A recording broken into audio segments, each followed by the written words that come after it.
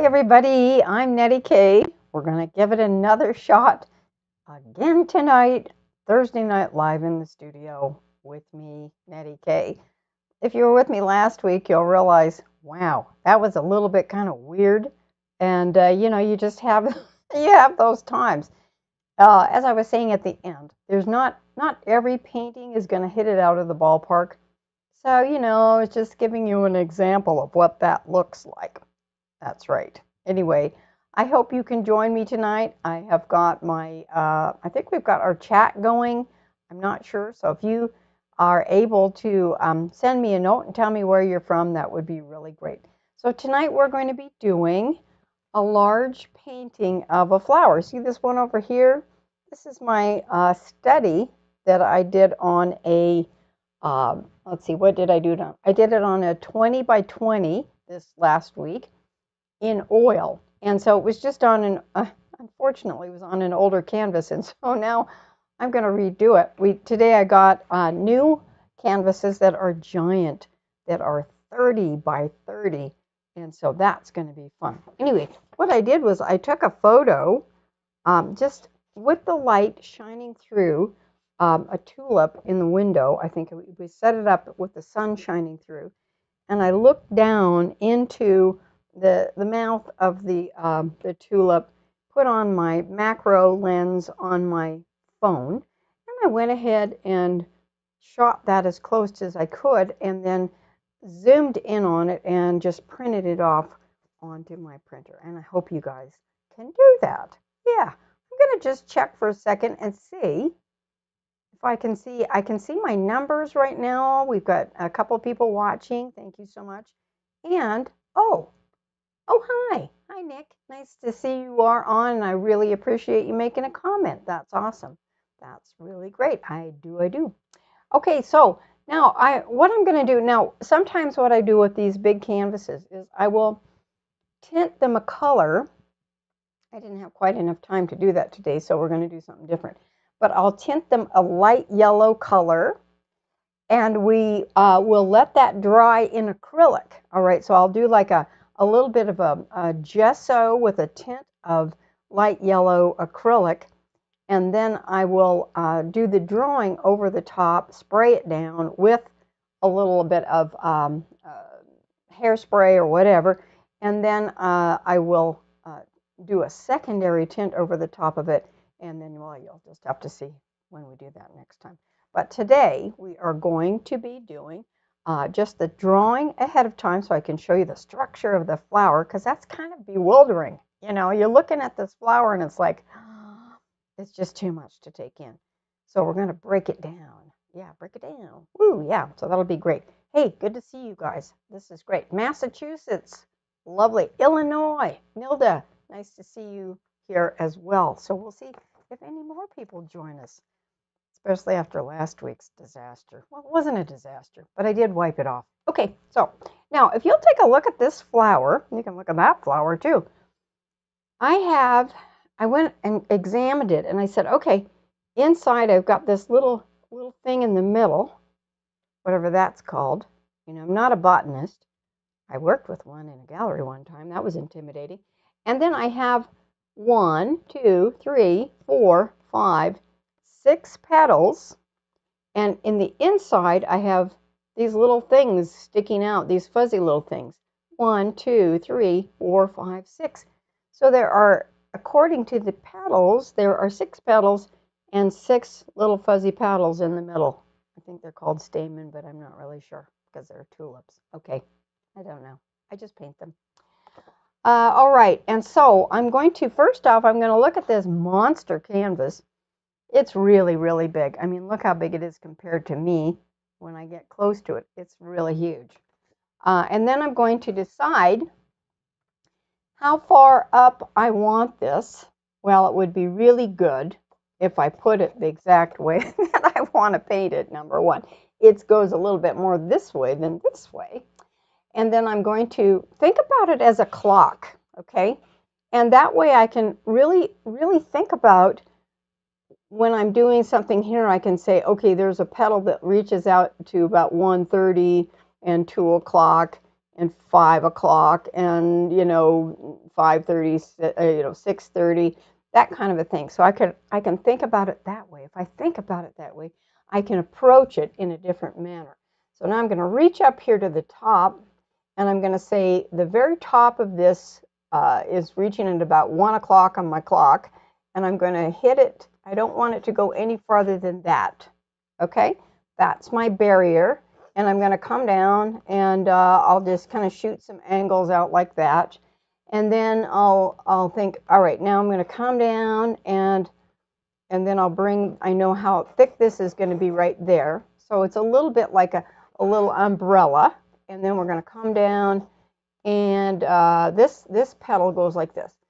Okay, one of the great ways of doing this, she backtracks, I hope you can see that, okay, is to do 2 copies, or 3, one in black and white so you can get the tonal values, but to go over each, on one sheet, go over each petal or each element with a red Sharpie, okay? And then you can really see all the shapes, and you can memorize them in your head. Do a sketch of it on a little piece of paper, and then hit the canvas. So anyway, I divert. Okay, so now I've got that one. I've got this one is going to overlap a little bit in this little thing. And this one I'm going to run off the side because it's not a sideways horizontal painting. It's a square one. So I'm going to have to run, in order to get all these pieces in, I'm going to put that in like that. Now I'm going to come in about a little ways there. I'm going to shoot that to there. This petal kind of comes around. This one kind of has an overlapping thing here. And then this one's going to go off. All right. So now I'm going to shoot this down to there. Get some angles going on. This one's going to come out. And you can adjust the petals a little bit. You know, you don't have to make them exactly perfect as long as they make a little bit of sense. Okay. But this is really kind of one of those realistic flowers that I'm doing. I'm going to shoot that in like that. This is the centerpiece. And then I'm going to shoot this one out at about 7 o'clock on our clock like this. And then this piece, let's see, we'll have the little thing in the middle and then a few of these things. But first off, let's get over here, make sure we can fit this one in. So I'm going to shoot that off there. And I think it kind of goes like that. And we go, this petal comes out like this. There's a little thing that almost comes straight down. Your matching angles is what you're trying to do. So if you can think about it, again, like a clock, and then you think, okay, what's that really doing? Look at it as though you are an alien that's never ever seen a flower before. Okay, so then we go like this, and I've got my this petal coming down that way, and then it comes up. So that one bangs into that one, and then inside of that shoots towards the center, that direction. All these things kind of come at you like this. Okay, so I have the center of the flower is coming in like this, and then we have this one overlaps a little bit, and then I just ask myself, what the heck shape is that? I don't know. Sometimes it'll look like a letter or a number, and I'll say, okay, or it looks like a W. Maybe this would be a W down here, and then it kind of comes up and then down like that, or heart shape, you know, that kind of thing. There's a lot of heart shapes. There's a little section there that's going to be the edge of something, a petal that comes in, and then there's a triangle that comes down like this, and this petal is going to fall off. It's going to fall off the bottom of the canvas, I think. Okay, I might raise it up. We'll just see. That one, there's a petal, a little edgy thing that comes in like this. So you just have to practice it. But the main thing is to learn how to see what you're doing to start with. And then you can kind of, you know, you can fit them all in. And then I'll put in these guys. Okay, this one has got a shape that goes like this. And it's a little jump rope shape. And then it has a little kind of a letter T with the round top on it. Okay. Hope you can see this pencil. I don't know. It's just kind of a little hard to tell. Then I'm going to put the little one here. This one goes and shoots towards about 5 o'clock. This one shoots at, about 6:30. This one shoots to about 8 o'clock. This one shoots to 10:30 out there, and this one shoots to 12:30, basically, on your clock. Okay, that's kind of crazy. And then, of course, I've got this thing going down like that. Oh, I got to make sure it hits in the right spot. I think it hits right like that. Okay, well, that's a big mess, but it's going to look better when we get to where we're going. I got to get this pedal down at the bottom. It'll go a little bit like that. Okay, now we should be able to see. Can you guys see it okay? Yeah? Thumbs up. Thanks. Nilda. Yeah. So anyway, we've got, I think we've got that. Now, what do I do when I have put my pencil drawing on? This particular pencil, guess what? It's called a sketch and wash. So if I hit that with water, and in fact, if I want to, I can come in here and I can take a rag with water on and wipe that entire thing off. I don't have to use an eraser. This one is called a General's Sketch and Wash pencil. Okay, I don't know if you can see that. There we go. Yeah, General Sketch and Wash. And you can actually literally use a little Q-tip. You can use a little paddle if you're doing, oh, that's got paint on it. That's good. I've worn more paint than I put on a canvas this week. But you can tone with it. You can do all kinds of neat things with these particular pencils. So, but meanwhile, if you don't want to lose your drawing, this is what you do. You take some cheapo hairspray, okay? This is the aerosol kind. They used to be 99 cents. I remember when they were 99 cents. Now they're about $1.60 in American money. I don't know what they are where you are. And I shake it up and I spray down. I'll just give this a spritz like that. And so we set that pencil down and it stays on there. You don't have to have fancy stuff, right? You don't have to have fancy fixatives. You know, you just need a little bit of aerosol and you're good to go. And your studio smells like a hair salon.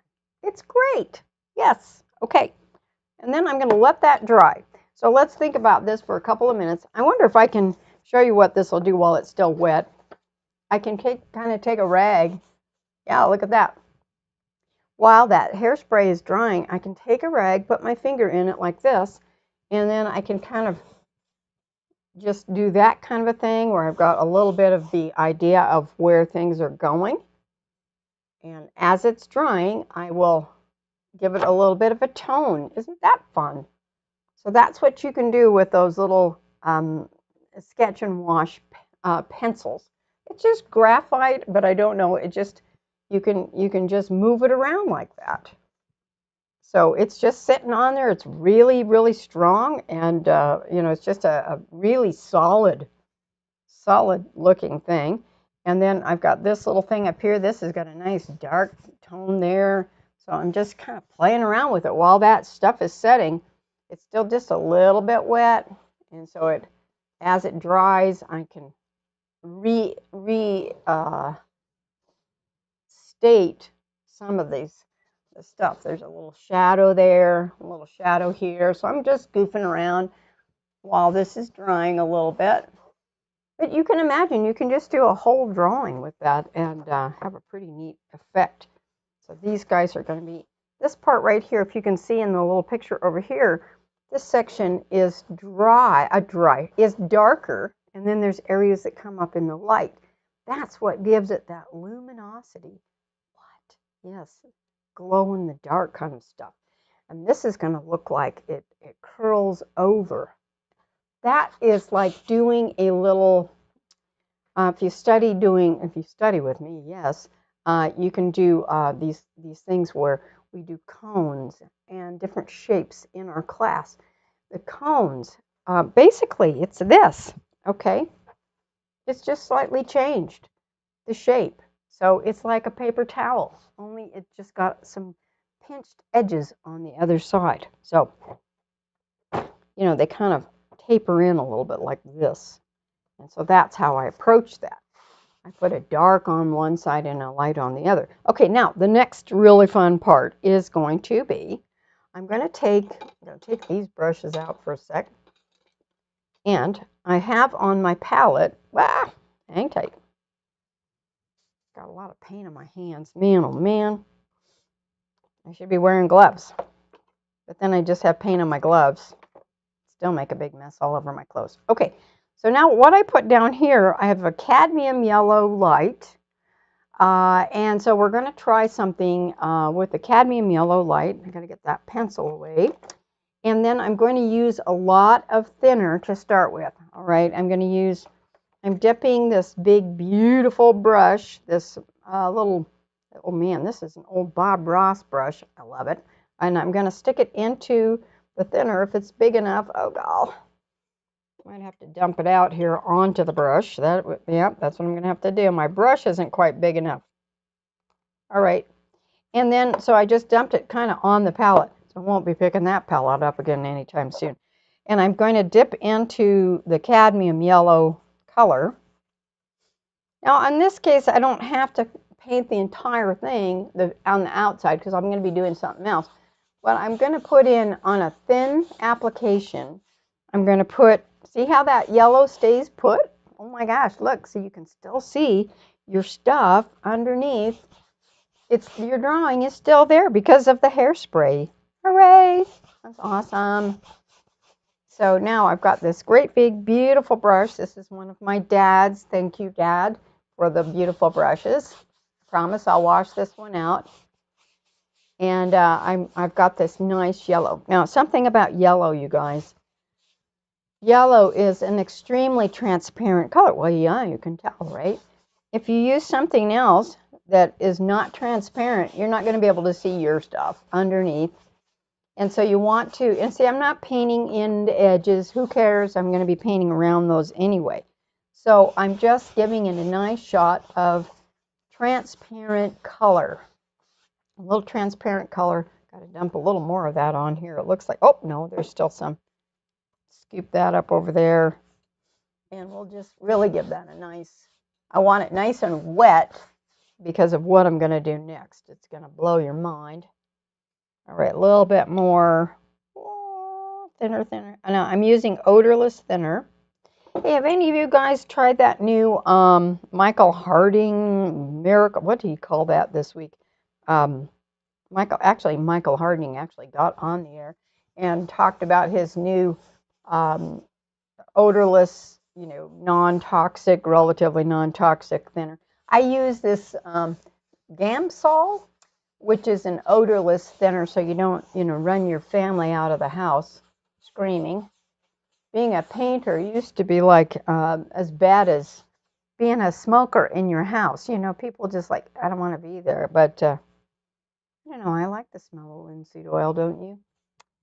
Okay, so now I've got this. Now I know this is probably a little bit shiny from your perspective. Hopefully not. All right, hopefully not. But now I'm going to take a little bit of a paper towel, preferably a clean one. Yeah, that'd be good. And again, these are the I call them non-pookie noo-noos. What in the world is that? That means that you don't have lint. Actually, I got to try something else. You don't have lint coming off of them. So you can use these. This is the Viva Signature, not the, utility ones. I remember something. Hold on. Duck and cover. Oh, gosh, it's getting harder to do that. Or you can take cotton rags. Okay, this is just some old quilting fabric that's, just been hanging around. Trying to get rid of some of my stuff. Okay, so I can take that. Let's try that. We'll try both. Okay, and then I'm going to take my photo, and I want to look and see where my lightest lights are. Look how light this is right here. That's almost white. There's a white shape there. There's a white shape here. And we're going to come up and then maybe dip it a little bit into some thinner, as long as I didn't dump it all out. Yeah. And then I'm going to come up and I'm going to take out the highlights for the light part right here. I've got a little light right there. Then I've got some light, really a lot of light right there. So I'm going to kind of lift off the highlights. Now I could have done this with a purple paint even, and I may do a little bit of that kind of thing. There's a light there, there's a light down here, and so you already have a little bit of a clue as to where your lights are going to go, like that. And like there's this one, and there's this part right here, which is kind of a greenish color, greenish blue, like this, like that. And then I have a little area here that's got a bit of a glow. Can you see that a little bit? Probably not. Okay. Anyway, we'll just keep playing around with that a little bit.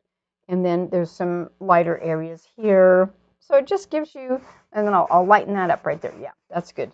Lighten it up like that. And then I lighten up the top part of this. Then I can come back in with some other colors and play around and not have to worry about the amount of paint that's on there. Oh, look at that. That really came out good. That's what I want right there. So now I'm going to do that again, really pushing in hard. This canvas can handle it like that. There's a lot right here that I can take out. And I give myself a little bit a better shot at possibly coming up with something luminous. Doesn't look very luminous yet, but it will. Okay, so the next thing is I'm going to come in with, let's see, I've got a little bit of Indian yellow. Is this Indian yellow? Yes, it is. Okay, Indian yellow. And then I'm going to squeeze that out. And then it's got a little bit of who knows what else in there too. Get my favorite brush out. And so I will also create a purple, but I'm going to start out with this Indian yellow, which is just slightly darker, okay? And then I'm going to restate my sketch with this Indian yellow, like that.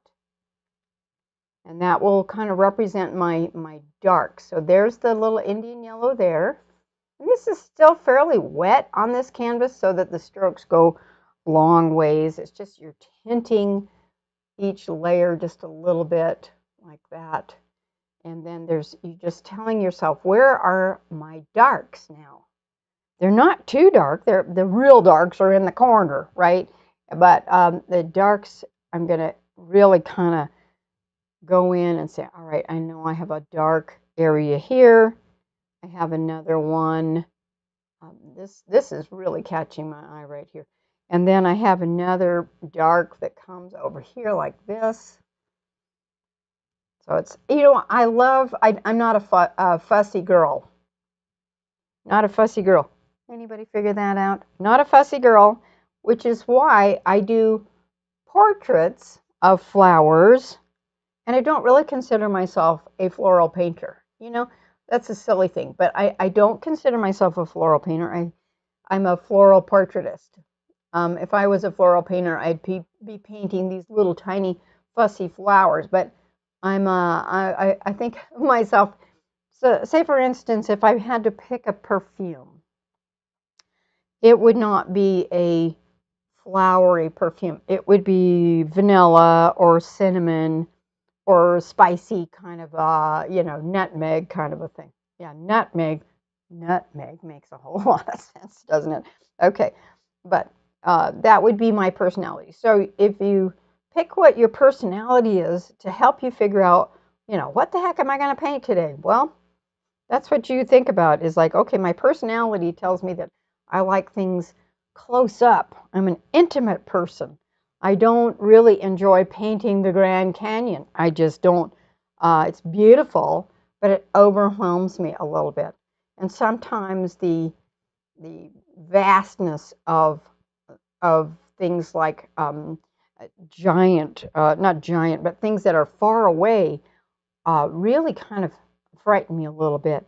And I like things up close. I love, going to a Paris cafe rather than standing up on top of a hillside and looking at the vista. It makes me nervous. I don't want to jump, It's just that kind of craziness. I like being upwards to 5 feet or, less than 5 feet away from what I'm painting. That's just my personality, and it's not everyone's personality. One of my students actually swam in the ocean in Baja the other day, a couple weeks ago, with the whale sharks. I could not believe it. My student Angelo, she went to Mexico and she swam with whale sharks. Have any of you guys swam with whale sharks or dolphins? That blew my mind. I was just so stunned that she would be that courageous. I don't know if she was courageous. Maybe somebody shoved her in, but that would scare me half to death. I've skin dived before, but I've never, or snorkeled, but never with gigantic things. That would be terrifying. So you can see how this is now beginning to take shape a little bit, right? All right. So, we're not going to get all the way done with one of these paintings. Sometimes will take me upwards to 3. Well, when I first started doing them, they were 3 months to finish. It was like, oh, people would have to wait a long time if they ordered one. But most of the time, they just buy them in the gallery and they're already dried and painted. I've got a little shadow here. So I'm working my way backwards, almost like I'm doing a watercolor, sort of. Watercolor, you work from light to dark. Usually with painting in oil, you work from dark to light. But because we want to keep this kind of a bit of a precious feel to it, we don't want to have too much dark paint to overcome it. You want to kind of work up to it. So here's these little areas here that kind of come down like that. That's beautiful. I love it already. Do you? Yeah, I hope so. Okay. Again, everybody, we do have a chat line. Let me know where you're from. I love it. Love it, love it. We're in McCall, Idaho. We still have snow, and guess what? It was warm today. It was above freezing. It was up to 50 degrees. But the kids were still sledding down the hill, towards the lake. I hope they didn't go out onto the lake because it was would have been a bit too much for them. You could fall in, have a little bit of a wonderful life moment there. That would not be good. Okay, so that's the beginning of this flower. Now, there are some colors in here that are kind of crazy. So I'm going to put in a dark purple. This is called dioxazine purple. And I know that sounds a little bit crazy. And then I'm going to do a little bit of a violet color. This is not violet, turquoise. I lost my marbles there for a second. Okay, woo, about dropped it. Turquoise, which is dark. I am feeling better, thank you very much this week. I think that was my biggest problem last week. I tried to paint, and the doctor had really literally wanted me on bed rest, and it's like, no, I'm going to do it anyway, But it just happens sometimes where you just don't quite have it together, and you try stuff you shouldn't, such as choir practices and all kinds of crazy things. But now, I do want. You notice I haven't used any white yet. White is an opaque color. White is an opaque color. What does that mean? It means you can't see through it. Okay, so you want to avoid that as long as you can. White is going to be what we use. Here comes my theme song. What we use for just things like highlights at the end. But if you put too much white in, it gets clunky and thick, and your petals look like cardboard instead of this delicate stuff that you're trying to do, right? So, all right, now this is a little bit drippy, so I'm taking some of that out and creating the lines as the thinner kind of beads up a little bit. Here we go again. Yeah, my husband can clear his throat better than anybody I've ever seen. Woo! Especially in that morning thing. Okay, now I'm kind of wiping the paint in. I'm using my rag almost as much as I use my brush. Isn't that nice? And it works really well. Of course, I'm so transparent, I can still see all of my pencil marks. Is that good? I don't know. Okay. All right, so now I'm going to think. All right, I need something up here. Oh, right in here. I'm going to do something a little weird. I'm going to take a little bit of magenta and some dark purple. And then I'm going to add just a little bit of our yellow to it. Okay. Main thing is don't mix and mix and mix and mix. If you mix it too much, it turns into mud, and you're literally ruining your paint. The one thing I mentioned last night to my students was that when you paint, try really hard to not hit the same spot more than twice, okay?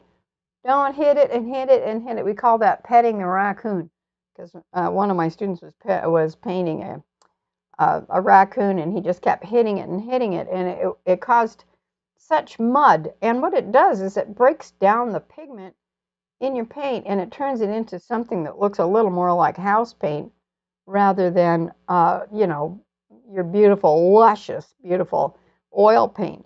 The more you hit the same spot, because it's very therapeutic. You're just, oh, I feel so good when I do it. Well, do that on a trashy canvas that you don't need, okay? On your painting, you don't want to just come in here and beat the tar out of it, especially if you have two colors, because it's like eggs, okay? Think about cracking open an egg. If you crack open an egg and you put it in a bowl and you start whipping it, and you whip it together, all of a sudden what happens? Well, you end up with this froth, and the yellow in the yolk becomes whiter and whiter and less beautiful. It just turns into this froth. And so that's what happens to your paint. So don't beat the crud out of it. Oh, I gotta be careful. Okay, so now I am now going to take a little bit of turquoise, and now I'm getting into my white just a little bit to test something out. So this is turquoise and white and a little bit of lime green. Okay, and I'm going to come over here. I'm going to test this out. Look at that. Okay, that's a bluish color. I'm going to come along under there. I'm putting a little bit of blue. I'm going to put a little bit of this bluish turquoise there. And then I'm going to come over here, put a little bit of that there. So there's this blue thing happening, and it's kind of a dark blue, and it goes like this. Ooh, isn't that nice? I love it. And then I'm going to put just a little bit of that in there so that it ties together and it becomes harmonious, meaning that it doesn't look like it's from outer space. It all kind of fits together. I'm putting just a little bit of that there, and then I might throw just a tiny bit right there so it ties the whole piece together. Now this is really a fairly light teal. Ooh, that's nice. A little light teal, and now I'm getting those separations of the petals. I hope you guys are enjoying this. You know, don't forget to subscribe if you haven't already, and make sure you share with your friends if you're enjoying it. Don't say, hey, go and watch the worst painter ever. Oh no, we don't want to talk about that. We did I had one that I erased the other day. I've had two that haven't worked. Okay, that's not too bad. What in the world was I painting the other day? A cat, you know, that looked kind of like somebody ran over a stuffed animal. It happens. Okay, now I'm putting a little bit of this green. This is a tealy green, and I want to add just a tiny bit of this violet in there. And if I mix it all together, if I mix it and mix it and mix it, it's going to look brown, okay, because it's complementary. What does that mean? It means it's opposite on the color wheel. So we have three sets that I think about: red and green. So if you mix red, if you put red next to green like this, it vibrates and makes a beautiful excitement with color. If I mix those two together, they make brown or gray. Orange and blue are complementary, and yellow and violet. And so if you set them next to each other, they sing and make a beautiful, wonderful painting. If you mix them, they neutralize each other and turn into a brown or gray. And you might need that. So there you go. All right. So now this is going to be, I'm going to wipe off the violet again, and then we're going to come up, and we've got that. And then I'm going to take that lime green. I've got a little bit of a lime green. It's called cadmium green. And I'm going to add white to that. After I said not to use white, but we're at that point. Okay. And then I'm going to come up here and put in that little kind of lime green, subtle little part right there with the letter T, like that. And then I'm going to take this light lime green, and I'm going to throw a little bit of that up into here. I'm going to grab more white this time because it really needs it. And then think about the form and how it goes like this. You're not filling it in. Don't fill it in. You are thinking about how your brush is going to like sculpt it, right? You're sculpting it. You're going around this way, and thinking about how, and I just got a nice dark thing in there, but I need that. I need that to go right there. A nice dark kind of greenish blue. And if I don't want it quite so greenish blue, I'm going to take a little lavender. My lavender is my purple, my violet, and then I'm going to add some white to it. And then I'll put that lavender in there just for fun. Ooh, isn't that beautiful? So you don't have to do it exactly like your flower. You can mess around, but you got to think about the lights and the middle tones and the darks. There is a little dark down here. So my dark is going to be in a middle tone violet now. I'm going to put some middle tone violet. I'm going to move that up into there because violet next to yellow is a complementary color. And so violet will be the best shadow for your yellow flower. It's a light violet. It's made out of, well, let's double check. All right, I got to double check, make sure I don't lead you astray. Dioxazine purple, super dark, and what's this one? Oh, magenta primary red. That one's made by Lucas. It's one of my favorites. And by itself, it's a hot pink, but it goes into that dark purple, and then you add lots of white to it. And then it becomes this kind of interesting shadow. It's just something that I put in for the shadows in a lot of things. And sometimes I add the purple, the violet, into a teal, and it really, really looks good too. And it makes a wonderful shadow for my still life. So there's that beautiful teal, not teal, I just said teal, lavender. And now I'm going to put some over here, just a little lavender in that. And I'm not beating it to death. Okay, maybe put a little lavender right there. Ooh, I like that. A little lavender in there doesn't hurt. And then I'll put up some nice yellow over the top there. So here's a little bit. Boy, I should have made a ton of that. So I'm just mixing a little bit of that violet with dioxazine purple and some white. And I'm thinking three-dimensional, dark middle tone light, dark middle tone light. Okay, dark middle tone light, something like that. And then I'm going to give this a little bit of a shadow, a little purpley shadow under there. It's kind of obscure. It's not a big deal. And then I'm going to throw in a little bit of whatever's on my brush like that. And we'll go like this. I'm going to grab some of my orange. I haven't rinsed out my brush at all. I'm keeping my colors, they all work together, so it's not a big deal. There, now I'm beginning to darken this section a little bit with the Indian yellow or a little bit of transparent orange. And it picks up some of the other stuff. There we go. So it's darkening and pushing it back into space a little bit. I'm having so much fun. I have no idea how much time we've got 20 more minutes. Hallelujah. Not that we're going to get it all done. But, okay, now I'm going to come over here. Again, I got to make a little bit more of this, this purple color. Wish I could show you that. That would really be helpful, wouldn't it? Anyway, I had it dripping so much, I needed to make sure I didn't do too much with that. Okay, now I'm going to get a little more white. We'll see what we can do here. All right, so this is our lavender color again. I'll put that lavender there, a little bit darker. And then this one really gets dark as it curls under, right there. Look at that. Whoa, that's dark. You just think, oh, it's a light yellow flower. I don't want to put dark on it. Well, you have to put dark on it because dark is the opposite to light. And the only way we see light is to add dark into it. You know, it just, you're not going to be able to see it unless you put it in there. So that's just part of life, you know. That's how we know how good we are, is when really bad people are hanging out with us. No, you don't want to do that.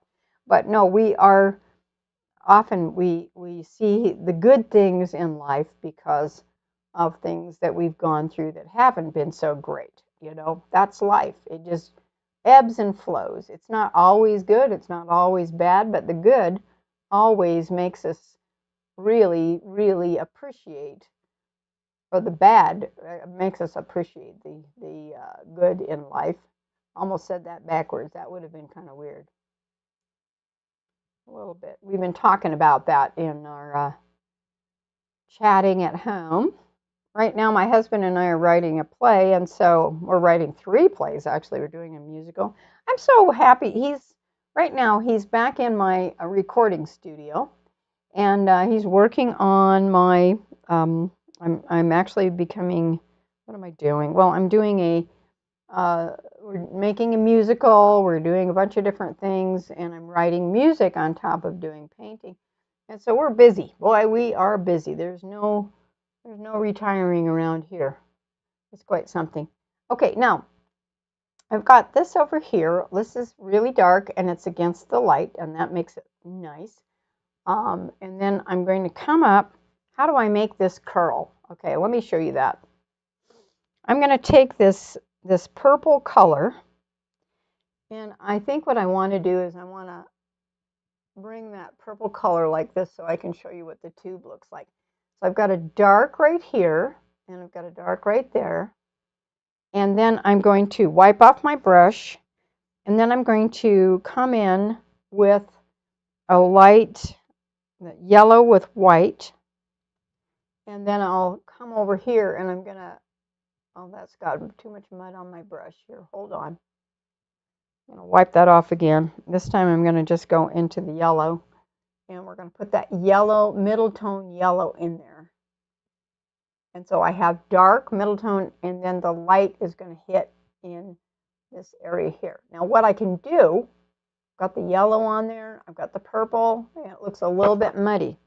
So now I can come in with my little towel, and I can either dip it, I don't have to dip it, but I could dip it into a little bit of thinner. Yeah, a little bit of thinner. And then I can take out that highlight again, like that. Thin it out so that it doesn't look like clunky paint, and it starts looking as though it's turning like that. Okay, and then because I've wiped that out a little bit, I can come back in with some fresh whitish paint and put that white paint and have it work on there. Except for I need some fresh white paint. Okay, that would be good. Yeah, that would be good. All right, let me know if you have any questions too, all right? So pop those on there. It's like, what in the world are you doing? That would be good. I'm going to throw a ton of white out after I said, oh, don't use too much white. The white is something that we do as we go along, not so much the beginning, but now we're at that stage. Okay, so now I'm going to put the white right there, and you can sort of see that. So I've got dark, middle tone, light. Light is in line with the light. White is in line with the light.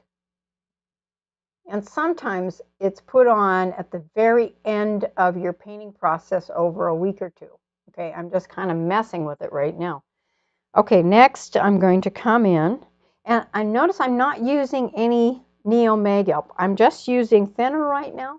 So the first layer is only with thinner. It's not with any kind of you know, gel or anything like that. That's usually the second layer, or as you're going, after you put some paint down like that. Okay, now let's get into some of this.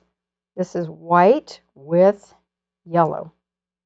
So now I'm really jacking it up, and we'll see if we can get this really, really going. Okay, around this now I'm going to come in with a little yellow around that shadowy part right there.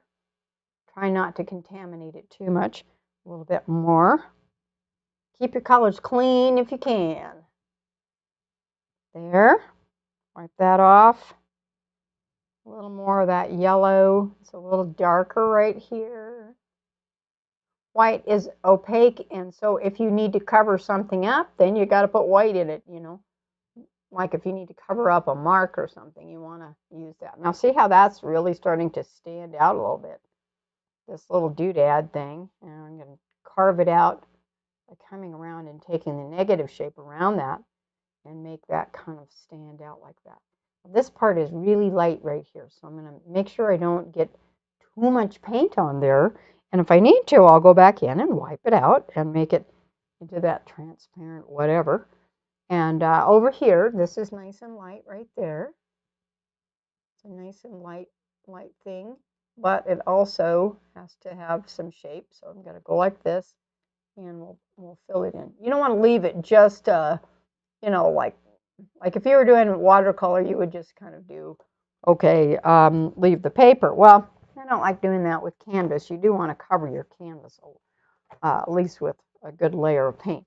So now I'm going to do the same thing here. I'm going to come over and wipe that in a little bit, and then I can add, I'm going to take the dark and move it into the light, and it looks like it's curling in. Yeah, looks neat. All right, now over here, this is in the yellow zone. So I'm going to put in just cadmium yellow. Let's see, this goes under. And this part right here is in that beautiful cadmium yellow. I'm not using a huge brush. I'm using kind of a, I'm going to pull that in so I get the lines going in the right direction like that. Oh, picked up some green. That's okay because it's a greenish yellow in parts. You can really see that. And if you really examine your photo, examine your flower, that's even more important. Okay, so the next thing is we're going to take yellow and put it right there. I want to get a little bit of clean stuff there, clean thinner. And we'll put that in, we'll fill that in with the yellow. I've got the dark shadow there, and I want to thin it. Thinner, thinner, chicken dinner. Don't use too much thinner because it can break your paint down. So, you know, minimal, as much as you can avoid it, like that, and like that. And then I'm going to just hit that edge of this, the darks, with that light like that. And then I'll go in with my rag and find where the highlight is. Pull it out in the middle, like that. And then I can come in with a lighter color, lighter tonal value, right where the highlight is, right there. Oh, I can barely see it. Okay. Sometimes I make it into a light teal after it dries. And so it's dark, middle tone, light, middle tone, and into the dark. Now, how do I'm going to just take this a little bit with my, a little bit of that transparent Indian yellow. I'm going to put that in between, right here.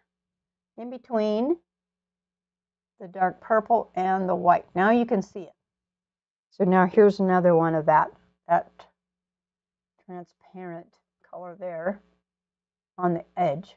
So it goes dark, middle tone, light, middle tone, and then I'm going to hit that outside edge with a real dark so that it pops forward.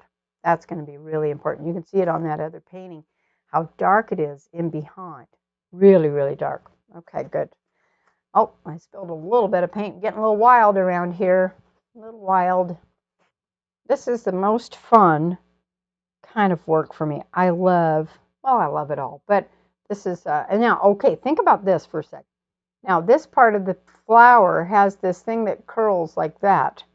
When it curls, curl your paint. Curl your brush. Make your brush strokes go like that. Okay? See that? It's a comma. So raise your hand if you want more of this kind of painting, or if you'd rather see people. I like people too. People are fun. So let's see. I got a little green on my brush, so I'm putting that back over where I got that. Oh my gosh. Okay. This is a little darker as it turns in there. Okay, good. Now, let's see if I can pop some stuff out. Here's what I'm going to do. I'm going to grab some dark, sometimes you can't tell what they are. Okay, some dark purple. This is the dark, no it isn't, it's teal. That's fine. That's exactly what I need up here. And see how this is light, but you really can't tell it's really light because you got a lighter background, right? So what you need is that you need to do dark around the outside of that. Okay, I realize this is kind of a small brush, but I love this brush. It's just one of my favorites. I'm wearing it out. And then I'm coming around the outside, and it really pops that whole thing forward. Now I'll grab a little purple in there, and some teal, and a little bit of magenta. You can't tell that, but it will make it interesting when I hit it with anything else.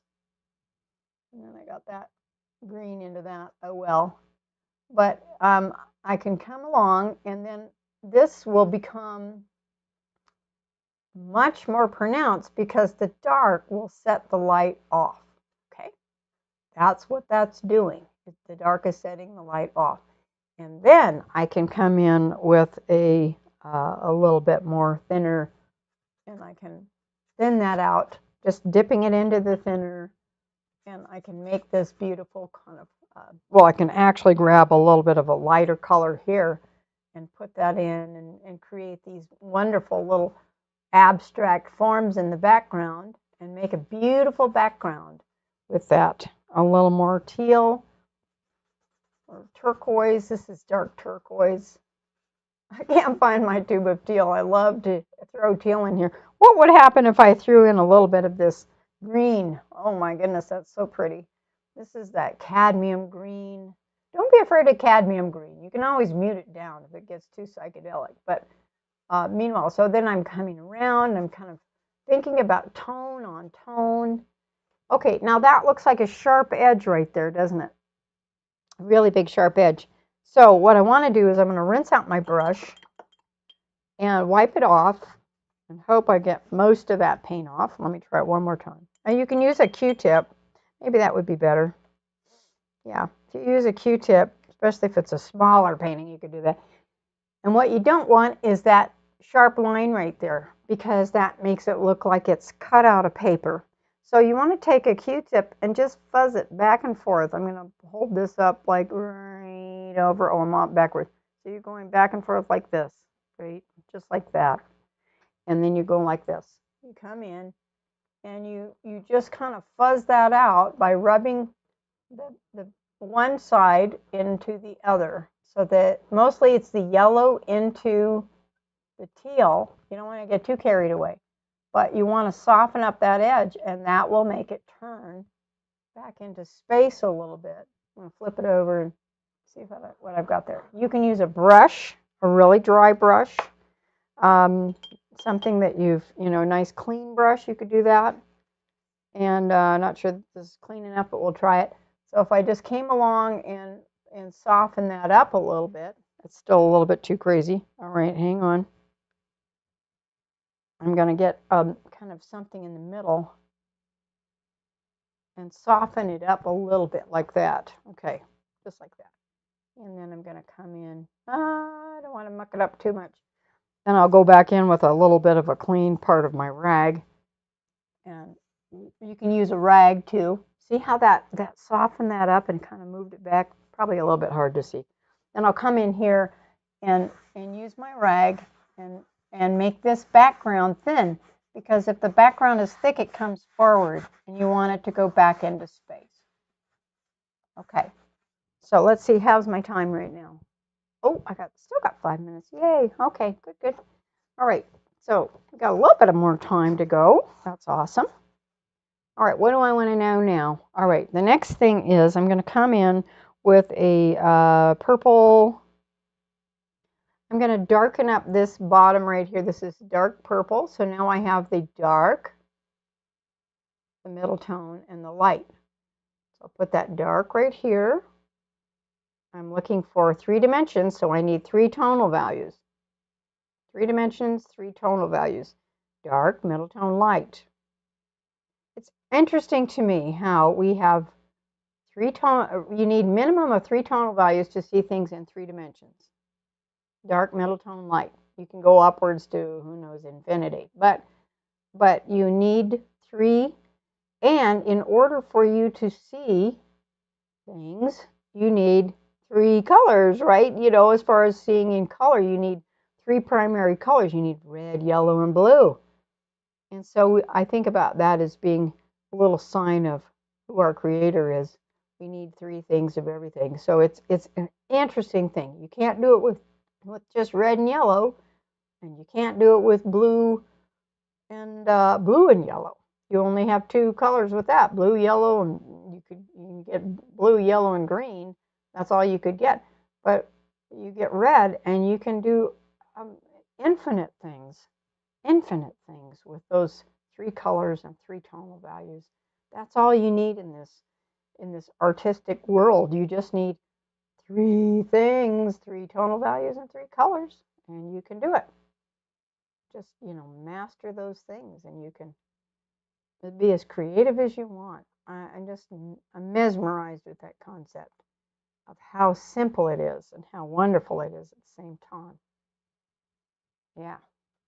All right, now how do I make this pop out even more? I don't know. We're going to have to do this in, I know it would be nice to be able to finish this piece right in front of you, and I knew there was no hope of doing that at all.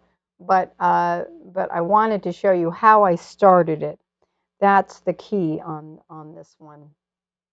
Okay, I'm looking back to see if there's any more questions. Any more questions? I can't tell. I don't think so. All right. What else would you guys like to learn? I'm always wanting to know what you'd like to learn. I found out I can paint buildings now. I can paint architectural stuff. That was interesting. I love painting the animals and people and flowers and all kinds of things. So now it would go faster. This one does have a little bit of a green tinge to it right here. And then it also has an orange tinge. I'm going to grab it just a little bit more. So let's see, a little more. I'm finding interchangeably the Indian yellow or the, if you don't have transparent orange, you just grab Indian yellow and you can make that transparent orange this darker by using cadmium red light into your transparent orange. All these colors are made with other colors. It's not red or blue or yellow. It's made by making it with different colors. So it's a complex color. And so you take your Indian yellow and you add a little bit of red to it, a little bit of cadmium red light, and you end up with transparent orange. And you can just not have to worry about buying individual tubes of every color. If you buy tubes of every color, it's called a convenience color. You don't need it, but it's nice to have it. If you have an unlimited budget, which I do not. All right.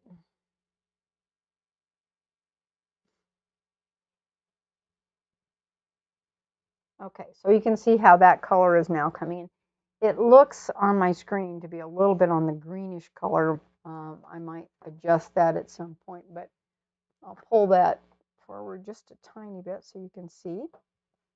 And I'll pull that other painting out so that you can really see what that looks like. Hold on just a sec. Hope I don't trip myself. Mind you, this is not done, and it was a study as well, so it's got a little ways to go. When I get too clunky on these things, I can also, like if my paint gets too thick in any area, I can let that dry and sand it down and then reglaze over the top. So that's kind of a neat thing that you can also do. All right.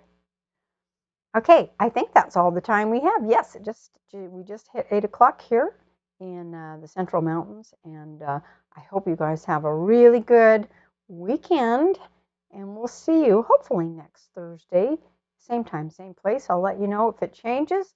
If we need to come in a little bit earlier, maybe we could do that sometime.